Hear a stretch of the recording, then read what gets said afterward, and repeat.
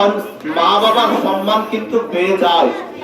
ছেলে সন্তান যখন রমজান মাসে তারাবির নামাজ পড়ায়, তখন সমাজের প্রত্যেকটা মানুষ বলতে থাকে অমুকের ছেলে হাফেজে কোরআন হয়েছে, অমুকের ছেলে আলেম হয়েছে।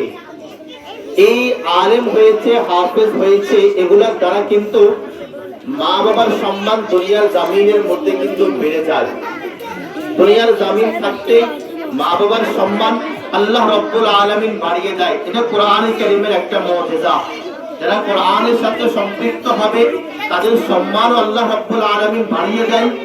আর ওই সমস্ত ছেলে সন্তান মা বাবার সম্মান আল্লাহ রাব্বুল আলামিন দুনিয়ার জামিনের মধ্যে বাড়িয়ে দেয়। এটা হলো দুনিয়ার জামিনের মধ্যে একটা সম্মান। আখিরাতের মধ্যে সম্মান রয়েছে। যারা ছেলে সন্তানকে হাফেজে কোরআন বানিয়ে দেয়, আলেম বানিয়ে দেয়, বানাবে, কিয়ামতের ময়দানে আল্লাহ রাব্বুল আলামিন ওই সমস্ত মা বাবার সম্মান কিন্তু বাড়িয়ে দিবে।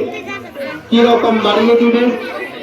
আল্লাহ রাব্বুল আলামিন কিয়ামতের ময়দানে ওই সমস্ত হাফেজে কোরআনদের মা এবং বাবাকে ডাক দিবে যে ওই অমুকের বাবা, অমুকের মা, এই দিকে আসো।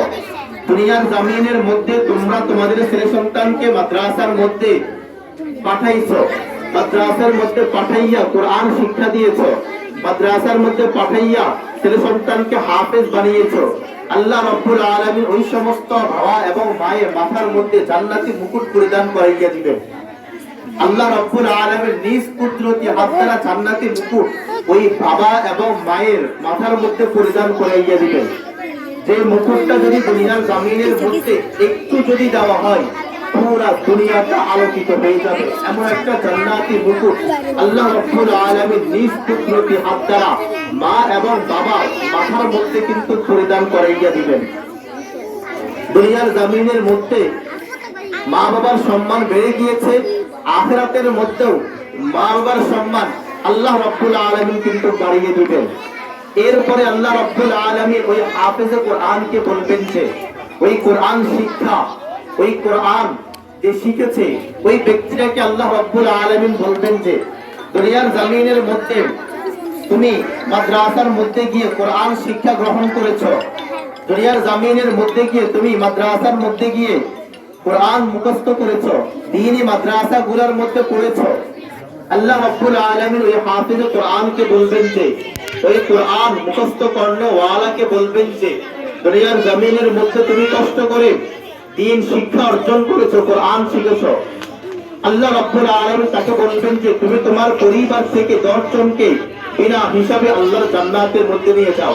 তখন ওই হাফেজে কোরআন, ওই আলেম, ওই হাফেজে কোরআন তার পরিবার থেকে 10 জনকে বিনা হিসাবে আল্লাহর জান্নাতের মধ্যে নিয়ে যাবেন। তাহলে ছেলে সন্তানকে মাদ্রাসার মধ্যে কিন্তু পড়াইলে কিন্তু লাভ রয়েছে। দুনিয়াতেও কিন্তু লাভ আছে, আখিরাতের মধ্যেও কিন্তু লাভ আছে।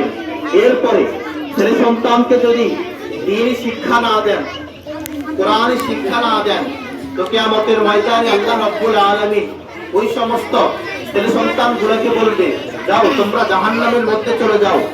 কেন তোমরা দুনিয়ার জামিনের মধ্যে গিয়ে আমি মালিকের কালামুল্লাহ শিখো নাই? কেন তোমরা দুনিয়ার জামিনের মধ্যে গিয়ে আমি মালিকের কোরআন শিখো নাই? আল্লাহ রাব্বুল আলামিন যখন তাদেরকে বলবে যাও তোমরা জাহান্নামের মধ্যে চলে যাও, তখন ওই ছেলে সন্তানগুলো বলতেছে দুনিয়ার জমিনের মধ্যে যে বাবা এবং যে মায়ের কারণে আমরা কোরআন শিখতে পারি নাই, আজকে যদি আমরা জাহান্নামের মধ্যে যাইতে হয় ওই মা বাবার বুকের উপর পা দিয়ে এরপরে আমরা জাহান্নামের মধ্যে যাব।